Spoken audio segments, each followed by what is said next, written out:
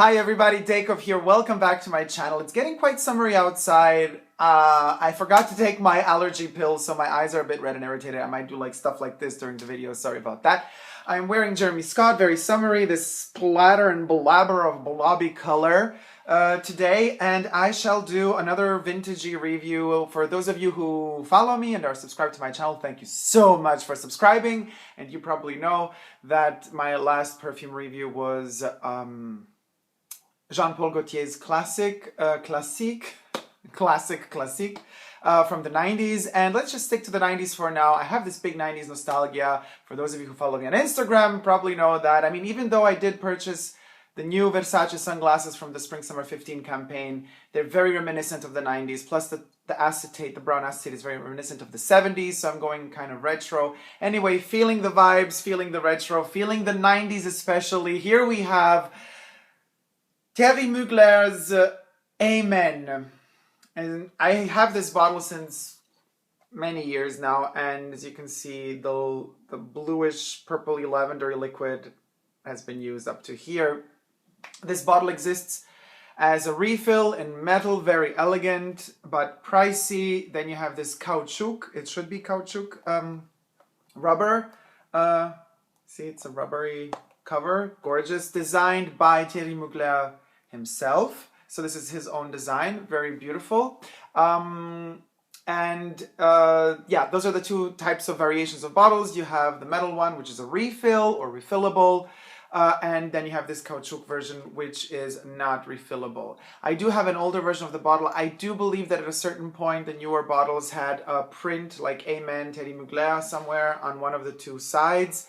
This one, however, doesn't. It does have at the bottom, Amen, THIERRY Mugler, Perfumes Paris, 100 milliliter eau de toilette. There you go. And this, for those of you who are capable of doing their research, this little number tells you when this particular juice in this bottle was produced.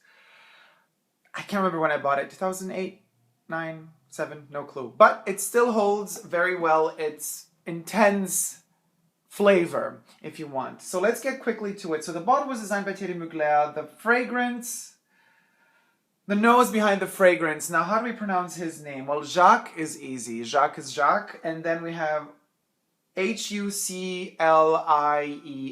So it's Huclier or Huclier or Huclier. Well, anyway, Huclier, maybe. Don't kill me, French people, for the bad pronunciation of a French name, because I can't did it. I just can't did it right.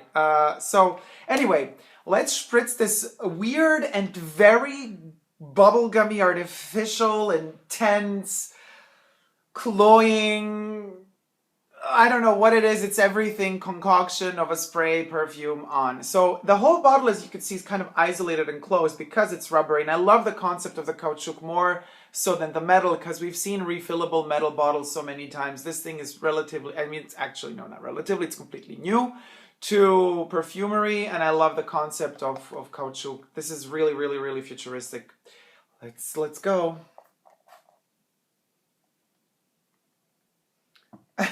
It's like coffee, and there's coffee in it too. So let's start with the top notes. So mint, fruity and spicy notes, green notes, lavender, coriander, and bergamot. So you can imagine how fresh it begins, and at the same time, mysterious. I think lavender in top notes is always adds a mysterious and metally kind of edge to any fragrance. And in fact, this one starts pretty metally. Then we go to the middle notes: caramel, milk, jasmine, patchouli, honey, cedar, and lily of the valley. And then we go to the base notes: musk, patchouli, coffee, vanilla, amber, tonka bean, benzoin, and sandalwood. So you could imagine we begin with this fresh cedar lavender concoction, and we end up with the sandalwoods, with the benzoins, with musk, with coffee, with amber, with the tonka bean, and in between we have our honey and our milk. So you could imagine how crazy this, how warm and crazy this fragrance is, and how it envelops you and kind of sticks to you like a almost like rubber in a way. Like this thing, like tar would melt, but if tar had a good smell, that's how you feel covered up with this scent.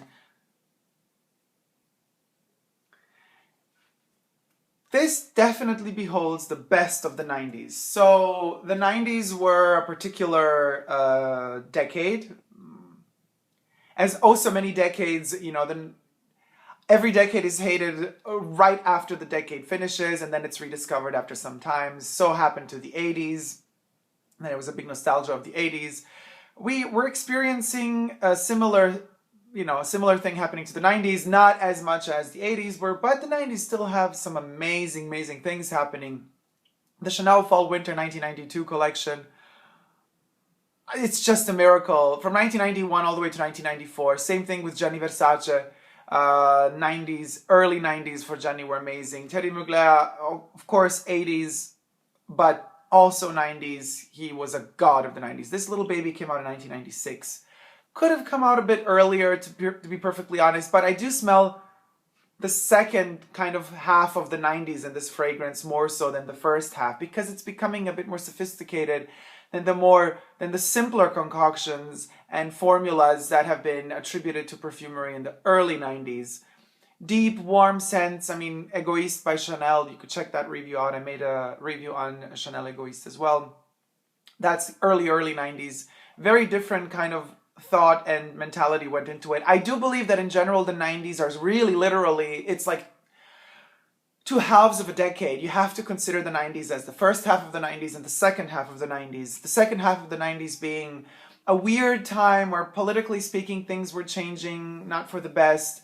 Fashion-wise speaking, I mean, Gianni Versace died, Lady Di died in the second half of the 90s, Gianni died in the second half of the 90s.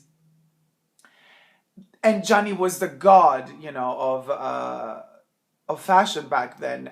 Thierry Mugler was about to leave Thierry Mugler and sell the company and then move out and become a bodybuilder, like a bodybuilder daddy with a lot of testosterone and hormones. I mean, if you see Thierry Mugler pre-transformation and then Thierry Mugler post-transformation, you're gonna go, amen. I mean, in a positive or negative way, I don't know. I don't want to criticize anybody.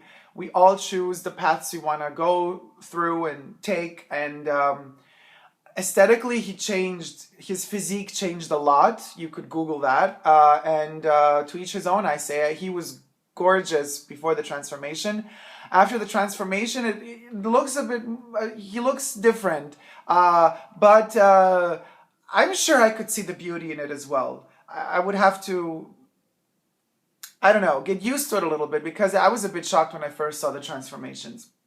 Anyway, Thierry Mugler came back, not to Thierry Mugler, the brand, but as Thierry Mugler, the designer. He did, posthumously to selling the brand, or giving away the brand, he made costumes for Beyonce's tour, and he directed or made costumes for a beautiful burlesque kind of show in Paris.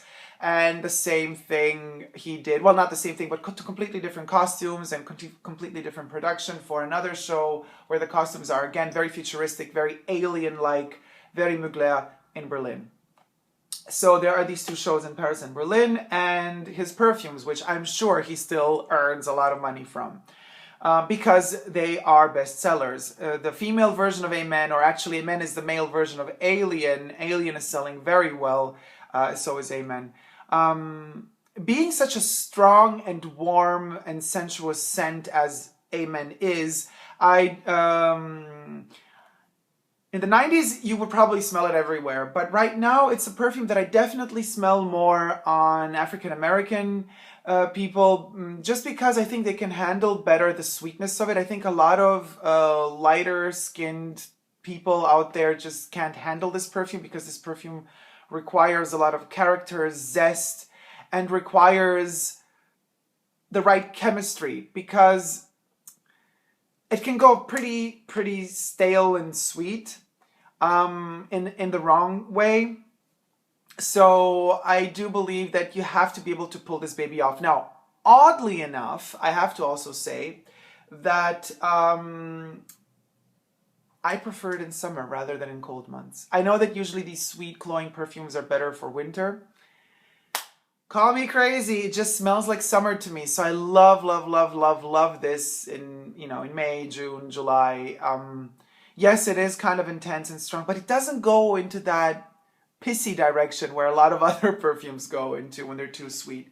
However, it's not easy to pull it off. You have to be in the right state of mind. Right now, let's see how it's developing.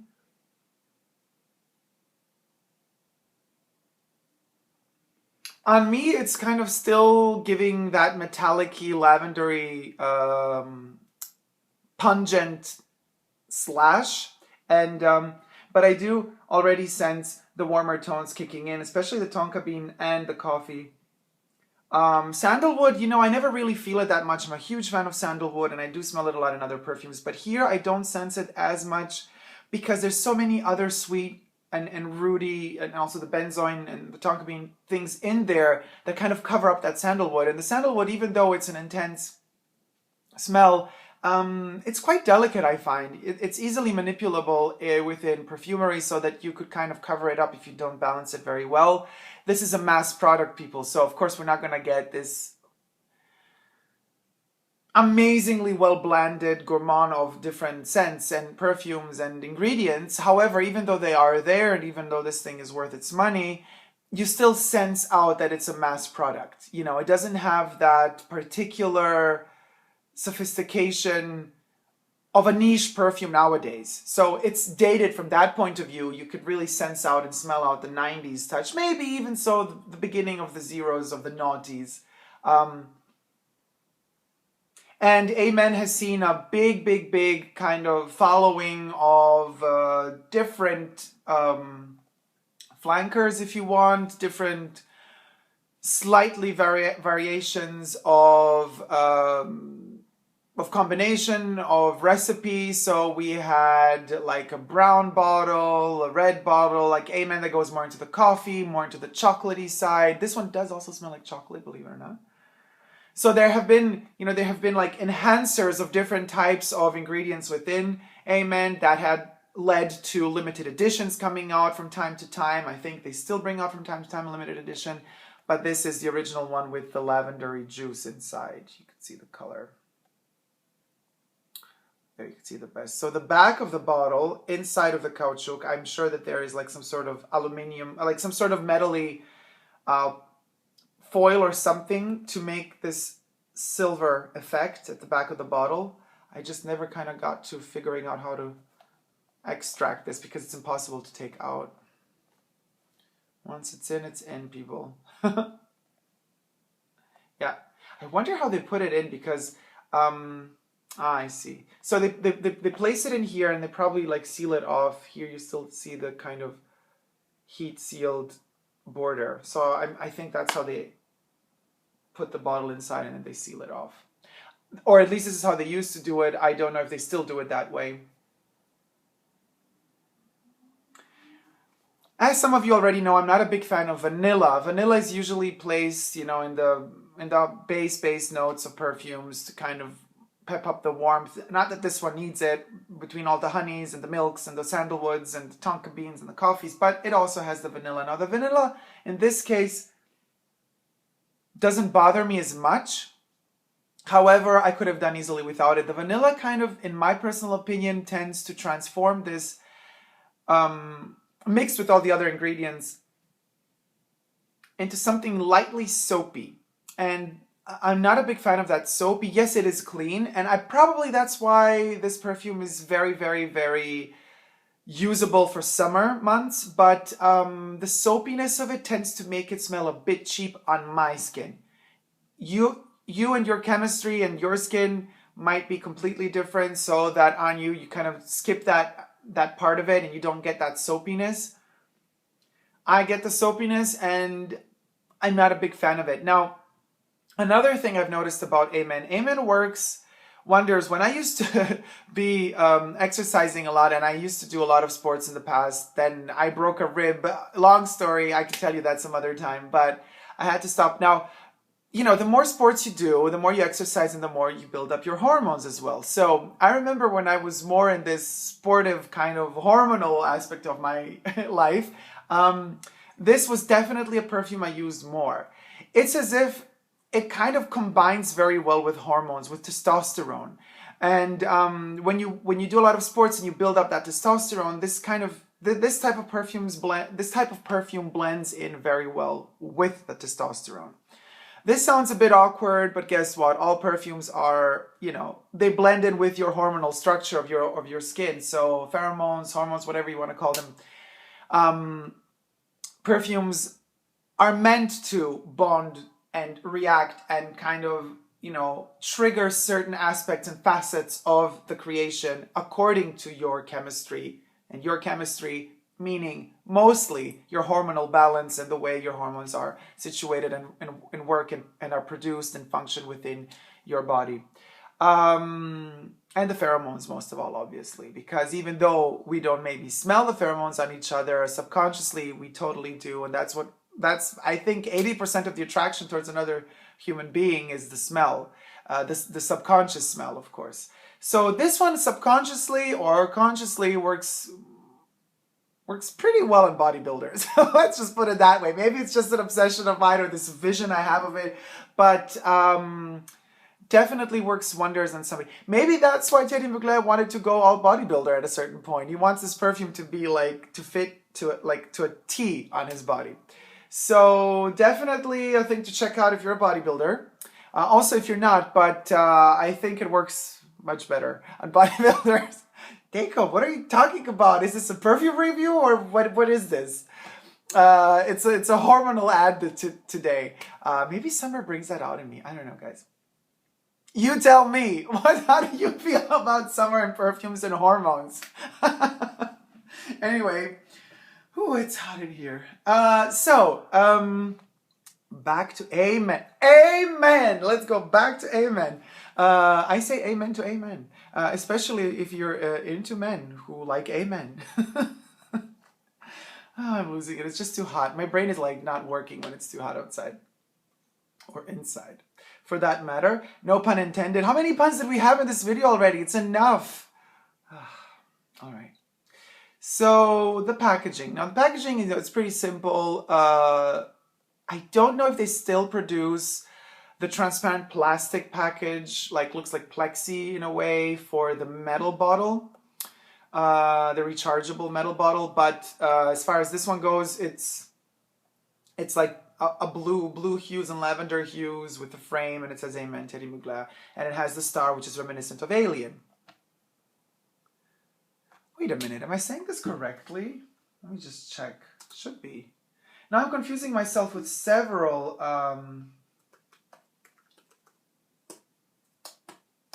Thierry Mugler perfumes, and I wouldn't want to make a huge faux pas. No, but I think I'm right about the Alien. No, I'm not right about the Alien. Ah, Angel. Angel. So rewind the video. I knew there was something wrong. Rewind the video all the way to the beginning. When I say the first time Alien, I actually mean Angel. Sorry, guys. What an epic fail. Anyway, it's the heat. It's the heat. Blame it on the heat. No, I assume my responsibilities. I apologize. I was supposed to say Angel. Thierry Mugler's Angel came out first, then Amen. Amen is the male version of Angel. Ah, damn, I hate when I make mistakes like this. Anyway, so Alien came out way later, obviously, but yes, so the star is Angel. And the Angel bottle, or some of the myriad of bottles that came out from Thierry Mugler's Angel, have kind of different shapes of stars. So this is reminiscent of that. There you go. Now that we've cleared up the Alien and the Angel, amen to that as well. Here you go. Another little miracle happening right here on Super Dacob's channel. Amen to that.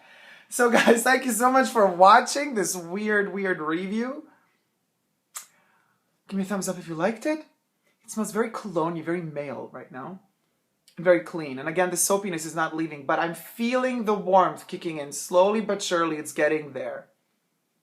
Can't wait for the sandalwood to kick in. I'll just keep it on the whole day. Let's see how long it lasts. By the way, sillage projection. Now, yes, I always forget to talk about sillage and projection just because to me it's... I just respray stuff all day long, so I don't really care about that. But very, very intense, very strong, very powerful. You will feel it on your clothes. You will smell it on your clothes the day later, the day after, even a couple of days after. It just sticks. On your skin as well, at least on my skin, it's there for hours and hours and hours. The next day it's there too. Even after you shower, you could still smell a hint of it, more so like the coffee or the darker, the rooty kind of scents, the rooty ingredients of it stick to you even after a wash. So, but oddly enough, it's definitely a perfume that's very sexual and stays very close to the skin as well. So if you're with your partner and you've had it on for an hour or two and then you do cuddle thing or a little something, it works wonders. It just triggers certain things inside of you that just make you go a bit more wild, which is definitely great. I would, however, avoid using it on parts of your body like, I don't know, armpits or stuff like that, because if you want to have some sort of physical interaction with somebody you love, then if the tongue is involved, you know, this doesn't taste good. It's alcohol with a lot of different ingredients, so if you spray a lot of it here and somebody wants to kiss you there, they might have the taste, and that it's not good to have that taste. Yeah, it just numbs your tongue. That's not that sexy. So there you go, guys. Again, thank you so much for watching. Sorry for the angel alien hiccup. And subscribe to my channel if you want to see more magical reviews. My super Dacob. Take care, everybody. Love you. Bye.